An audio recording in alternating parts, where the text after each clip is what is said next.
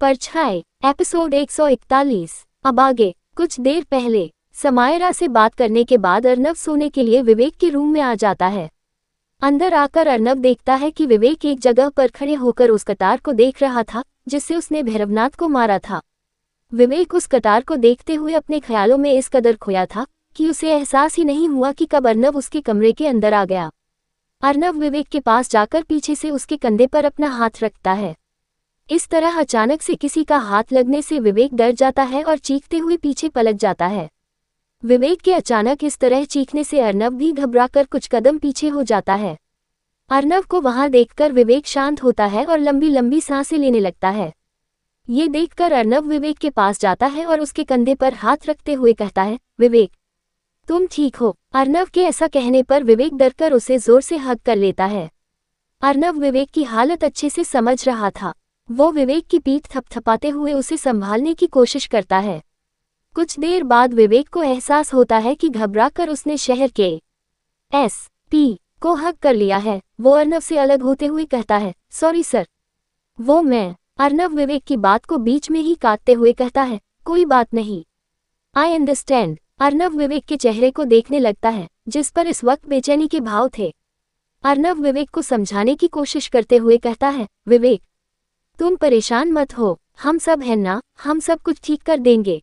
विवेक परेशान होकर कहता है, नहीं अर्नव सर, अब कुछ ठीक नहीं हो सकता। मुझे भैरवनाथ को मारना ही नहीं चाहिए था। न मैं ऐसा कुछ करता और न ही मेरे साथ ऐसा कुछ होता। अर्नव विवेक को समझाते हुए कहता है, विवेक मैं इस मैटर के बारे में तुम लोगों के जितना नहीं जानता, लेकिन मुझे जितना भी समझ आया है उससे मैं ये जरूर कह सकता हूँ कि जो भी यहाँ हो रहा है वो होना पहले से तय था। भैरवनाथ के गुरु ने वो खंजर सिर्फ तुम्हें दिया था, निशा या राघव को नहीं। इसका मतलब साफ है कि वो यही चाहते थे कि भैरवनाथ को तुम ही मारो। शायद उन्होंने कुछ ऐसा देखा होगा जो हम अभी नहीं देख पा रहे हैं। तुम लोग ही कहते हुए ना कि तुम्हें इस काम के लिए चुना गया है, तो इस पूरे प्रोसेस पर भरोसा भी करो। अर्नव की बात सुनकर विवेक को थोड़ी तसल्ली मिलती है। कुछ देर सोचते हुए वो आगे कहता है, क्या सच में समायरा ने जो कहा है वो हो सकता है? अर्नव कहता है, हम दोनों ये अच्छे से जानते हैं कि समायरा बिना वजह कुछ भी नहीं कहती। पता नहीं आगे क्या होने वाला है, लेकिन हमें इसके लिए पहले से तैयार रहना होगा। अर्नव के समझाने पर अब विवेक पहले से काफी रिलैक्स्ड हो चुका था। वो अर्नव के लिए ग्रेटफुल होते हुए उससे कहता है, Arnav sir, thank you so much. आप एक बहादुर ऑफिसर होने के साथ साथ एक बहुत अच्छे इंसान भी है। You are such an inspiration. Vivek की बात सुनकर अर्नव एक स्माइल के साथ उसके कंधे पर देब कर देता है। सुबह हो चुकी थी। युवराज सुहानी को अपनी बाहों में लेकर सोया हुआ था। कुछ देर बाद उसकी नींद खुल जाती है। आंखें खोलते ही युवराज की नज़र अपनी बाहों में सोई सुहानी पर जाती है।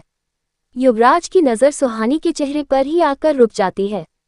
वो उसके चेहरे पर आ रहे बाल को हटाकर उसे बड़े प्यार से देखने लगता है। आज सुहानी को देखते हुए युवराज को एक अजीब सा एहसास हो रहा था। एक अजीब सी बेचैनी उसे परेशान कर रही थी। युवराज सुहानी को देखते हुए अपने मन में कहता है, ये मुझे क्या हो रहा है? मुझे ऐसा क्यों लग रहा है जैसे कुछ बहुत गलत होने वाला है? ये बेचैनी कैसी है? युवराज ये सोच ही रहा था, तभी सुहानी की आंखें खुलती है और आंखें खोलते ही उसे युवराज का चेहरा दिखता है। युवराज को देखकर सुहानी के चेहरे पर एक प्यारी सी स्माइल आ जाती है। युवराज सुहानी के चेहरे को अपने हाथ में लेते हुए बड़े प्यार से कहता है, गुड मॉर्निंग मिसेस दीवान। युवराज के मुंह से ये सुनकर सुहानी खुश हो जाती है और युवराज के सीने से लगते हुए कहती है, गुड मॉर्निंग मी दीवान। युवराज सुहानी को हक किए हुए कहता है, तो अच्छी नींद आई? सुहानी कहती है, जिस जगह मैं अभी हूँ वहाँ मुझे सबसे अच्छी नींद आती है। युवराज सुहानी को खुद से अलग करते हुए कहता है, बस आज की रात और फिर हम भी एक नॉर्मल लाइफ जिएंगे। इसके बाद हम अपनी शादी पब्लिकली अनाउंस कर देंगे। सुहानी खुश होते हुए कहती है, क्या सच में? युवराज कहता है, हाँ बिल्कुल। लेकिन सुहानी अपना मुंह बनाते हुए कहती है, लेकिन क्या? युवराज सुहानी को याद दिलाते हुए कहता है, मैंने तुम्हें प्रपोज कर दिया ना? सुहानी कहती है, हम। युवराज आगे कहता है, अब हमारी शादी भी हो गई। सुहानी हाँ में अपना सर हिलाते हुए कहती है, हम। युवराज सुहानी के ऊपर आकर उसके चेहरे के बिल्कुल करीब जाते हुए कहता है, लेकिन अब तक हमारी फर्स्ट किस भी नहीं हुई है, तो एक किस तो बनता है ना? युवराज के मुंह से किस शब्द सुनते ही सुहानी फिर से घबरा जाती है और उसका चेहरा शर्म से लाल हो जाता है। सुहानी अब युवराज से अपनी नजरें चुराने लगती है। युवराज को सुहानी को इस तरह से देखकर बहुत मजा आ रहा था। युवराज सुहानी की तरफ बढ़ते हुए कहता है, तो फिर आज एक गुड मॉर्निंग किस। युवराज इतना ही कह पाता है, तभी सुहानी उसे धक्का देकर खुद से दूर कर देती है और बेड से उठकर खड़ी हो जाती है। युवराज भी उठकर बैठते हुए सुहानी से कहता है, देखो, this is not fair, I deserve a kiss यार। अब हमारी शादी भी हो चुकी है। सुहानी अपनी जगह पर खड़े होकर खुद को संभालते हुए कहती है, अब आपको उस तांत्रिक को खत्म करने के बाद ही आपकी किस मिलेगी। युवराज अपनी बात जोर देते हुए कहता है, आर यू श्योर। सुहानी भी कहती है, yes I am 100% sure. Yuvraj पूरे कॉन्फिडेंस के साथ कहता है, okay then be ready tonight. Suhani कहती है, वी विल सी। ये कहते हुए सुहानी वॉशरूम के अंदर चली जाती है और युवराज स्माइल करते हुए उसे देखता रह जाता है। इधर सुबह सुबह अर्नव अपनी रनिंग कंप्लीट करने के बाद युवराज के घर आता है। जब वो लिविंग एरिया में आता है, वहां समायरा खड़ी होती है। अर्नव अभी भी समायरा से नाराज था। वो समायरा को इग्नोर करके वहां से जाने लगता है। जैसे ही अर्नव समायरा के पास से गुजरता है, समायरा पीछे से उसका हाथ पकड़ लेती है। समायरा के ऐसा करने पर अर्नव चौंक जाता है और पीछे मुड़ता है। समायरा खामोशी से बस अर्नव को ही देखती रहती है। समायरा के इस तरह से देखने पर अर्नव उससे थोड़े गुस्से में कहता है, मेरा हाथ छोड़ो। समायरा कहती है, मुझे तुमसे कुछ बात करनी है। अर्नव नाराजगी के साथ कहता है, लेकिन अभी मुझे तुमसे कोई बात नहीं करनी। समायरा बिना किसी भाव के कहती है, मेरी बात सुने बिना तुम यहाँ से नहीं जा सकते। समायरा के ऐसा कहने पर अर्नव उसके करीब जाकर उसकी आंखों में देखते हुए कहता है, ये तुम्हारी गलतफहमी है। ये कहकर अर्नव समायरा के हाथ से अपना हाथ छुड़ा लेता है और वहां से जाने लगता है। अर्नव कुछ ही कदम आगे चल पाता है, तभी समायरा उससे कहती है, मुझे कुछ वक्त चाहिए। ये सुनकर अर्नव के कदम वहीं रुक जाते हैं। उसे समायरा की बात समझ तो नहीं आती, लेकिन उसे ऐसा लगता है जैसे अभी अभी समायरा ने उसे कुछ पॉजिटिव रिस्पांस दिया है। अर्नव पीछे मुड़कर समायरा से कहता है, क्या मतलब। समायरा अब नर्वस होने लगती है, लेकिन वो अपने नर्वसनेस को छुपाते हुए अर्नव से कहती है, मुझे हमारे बारे में सोचने के लिए वक्त चाहिए। समायरा के मुंह से ये सुनकर अर्नव की खुशी का कोई ठिकाना ही नहीं रहता, लेकिन वो ये भाव अपने चेहरे पर बिल्कुल भी नहीं आने देता। अर्नव अपनी बात पर जोर देते हुए समायरा से कहता है, क्या तुम श्योर हो कि तुम हमारे बारे में सोचना चाहती हो। समायरा अर्नव की आंखों में देखते हुए कहती है, हाँ। ये सुनते ही अर्नव के चेहरे पर एक बड़ी सी स्माइल आ जाती है और वो बिना देरी किए समायरा को गले से लगा लेता है। अर्नव के अचानक से ऐसा करने से समायरा को समझ नहीं आता कि वो कैसे रिएक्ट करे। समायरा चाहते हुए भी अर्नव उसकी तरह रिस्पांस नहीं दे पाती।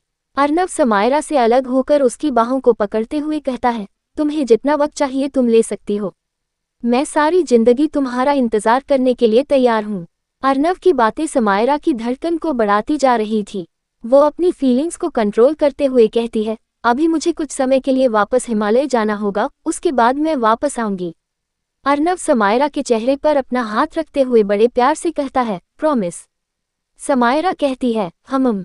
समायरा का ये जवाब सुनकर अर्नव फिर से समायरा को कसकर हक कर लेता है। शाम का वक्त था। सभी इस वक्त दीवान विला के लॉन में खड़े थे। इस वक्त वहां से सिक्योरिटी को हटा दिया गया था। यशवंत और सावित्री अपने रूम में थे। युवराज उन दोनों को इन सब में शामिल नहीं करना चाहता था, इसलिए उसने यशवंत और सावित्री को इन सब से दूर रखने की पूरी तैयारी कर ली थी। सभी युवराज के उस कार के सामने खड़े थे जिसके अंदर वो कलश था। कुछ ही पलों में समायरा उस कार की डिग्गी खोलकर उस कलश को बाहर निकाल देती है। इसके बाद समायरा अपने पॉकेट से एक छोटा सा चाकू निकालकर उसे सुहानी की तरफ बढ़ा देती है। अर्नव को समझ नहीं आ रहा था कि समायरा ऐसा क्यों कर रही है, लेकिन उसके अलावा वहां खड़े बाकी सब ये बात अच्छे से जान रहे थे कि सुहानी को आगे क्या करना है। सुहानी समायरा के हाथ से वो चाकू लेकर युवराज की तरफ देखने लगती है, जो फिक्र भरी नजरों से उसी को देख रहा था। सुहानी वो चाकू अपने हाथ में लेती है और उसे अपनी दूसरी हथेली पर एक डीप कट बना देती है। ये करते हुए दर्द से सुहानी की आंखें बंद हो जाती है और अर्नव उसे हैरानी से देखने लगता है, लेकिन कुछ कहता नहीं। कुछ ही देर में सुहानी की हथेली खून से भीग जाती है। अपनी हथेली पर कट बनाने के बाद सुहानी धीरे धीरे उस कलश की तरफ बढ़ने लगती है। युवराज को आज सुहानी की कुछ ज्यादा ही चिंता हो रही थी। इसकी दो वजह थी। पहली ये कि इस कलश की अस्थियां सबसे खतरनाक थी और दूसरी ये कि आज सुबह से ही उसे किसी अनहोनी का एहसास हो रहा था। यही हाल समायरा का भी था। उस कलश के पास पहुंचने के बाद सुहानी उसके पास घुटने के बल बैठ जाती है। अर्नव ये सब बड़ी उत्सुकता के साथ देख रहा था। इसके बाद सुहानी अपनी कटी हुई हथेली उस कलश के ऊपर रख देती है। उस कलश पर हाथ रखने के बाद सुहानी एक गहरी सांस लेती है, जैसे ये उसकी जिंदगी की आखिरी सांस हो। ये देखकर वहां खड़े सभी लोग बेचैन हो जाते हैं और युवराज सुहानी की तरफ बढ़ने लगता है। इससे पहले युवराज सुहानी तक पहुंच पाता समायरा उसका हाथ पकड़कर उसे आगे ना बढ़ने का इशारा करती है। ये देखकर ना चाहते हुए भी युवराज को अपनी जगह पर रुकना पड़ता है। उस कलश पर हाथ रखने के बाद सुहानी की आंखें बंद हो जाती है और उसे फिर से वही अजीब अजीब से सीन दिखाई देने लगते हैं, जो उसे बिल्कुल भी समझ नहीं आते थे। सुहानी को ऐसा करने पर बहुत दर्द हो रहा था, क्योंकि कलश के अंदर की अस्थियां फिर से उसका खून खींच रही थी। सुहानी उस दर्द को सहते हुए उन विजुअल्स पर फोकस करने लगती है। कुछ देर तक फोकस करने के बाद सुहानी की हालत और भी खराब हो जाती है। ये देखकर युवराज सुहानी का हाथ उस कलश से हटा देता है और इस बार समायरा भी उसे नहीं रोकती। युवराज नीचे बैठकर सुहानी को अपनी बाहों में ले लेता है। सुहानी इस वक्त बेचैन होकर लंबी लंबी सांस ले रही थी और युवराज उसे कॉम करने की कोशिश कर रहा था। कुछ देर इसी तरह से रहने के बाद सुहानी की हालत बेहतर होती है और वो युवराज का सहारा लेकर वहीं पर बैठ जाती है। युवराज सुहानी के चेहरे पर अपना हाथ रखते हुए कहता है, सुहानी तुम ठीक हो? सुहानी कुछ नहीं कहती, बस अपना सर हाँ में हिला देती है। समायरा सुहानी से कहती है, इसे कैसे खत्म करना है? सुहानी समायरा की आंखों में देखते हुए डर के साथ कहती है, उस तांत्रिक को मारकर। सुहानी का जवाब सुनकर वहां खड़े सभी लोग हैरान रह जाते हैं। युवराज बिल्कुल रिलैक्स होकर सुहानी से कहता है, सुहानी तुम आराम से बताओ कि हमें क्या करना है। सुहानी युवराज को देखते हुए घबराहट के साथ कहती है, युवराज सर, ये अस्थियां सिर्फ तभी डिस्ट्रॉय हो सकती है जब हम इन्हें उस तांत्रिक के साथ अखंड ज्योति से जला दें। ये वो आखिरी कड़ी है जिसने उस साए और उस तांत्रिक से आपको जोड़कर रखा है। इनके खत्म होते ही आपकी शक्तियों पर उनका पूरा कंट्रोल खत्म हो जाएगा और आपकी शक्तियां कई गुना बढ़ जाएगी। सुहानी की बात सुनकर युवराज समायरा को देखने लगता है, जो पहले ही उसे देख रही थी। समायरा को डर था कि युवराज इतनी शक्तियां संभाल पाएगा या नहीं, क्योंकि युवराज अब तक अपनी शक्तियों का इस्तेमाल करना पूरी तरह से सीख नहीं पाया था। युवराज भी समायरा के मन की बात को अच्छे से समझ रहा था। समायरा एक गहरी सांस लेते हुए कहती है, अब हमें और इंतजार नहीं करना चाहिए। अब उस साए और उस तांत्रिक को खत्म करने का वक्त आ गया है। इधर वो तांत्रिक विशिंग वेल के पास एक हवन कुंड के सामने बैठी मंत्र पढ़ते हुए आहुति दे रही थी। कुछ देर बाद जब उसका अनुष्ठान खत्म होता है तो मृदुला उसके सामने आकर कहती है, अब इन सब का क्या फायदा? वो लोग मेरी अस्थियां और सावित्री को यहाँ से लेकर जा चुके हैं। उस साए की बात सुनकर वो तांत्रिक एक डेविल स्माइल के साथ कहती है, इससे कोई फर्क नहीं पड़ता। आज रात वो सब यहाँ जरूर आएंगे और एक बार यहाँ आने के बाद वो वापस नहीं जा पाएंगे। युवराज को मैंने बहुत वक्त दे दिया, अब उसके मरने का वक्त आ चुका है। आगे की स्टोरी के लिए कमेंट कीजिए। धन्यवाद।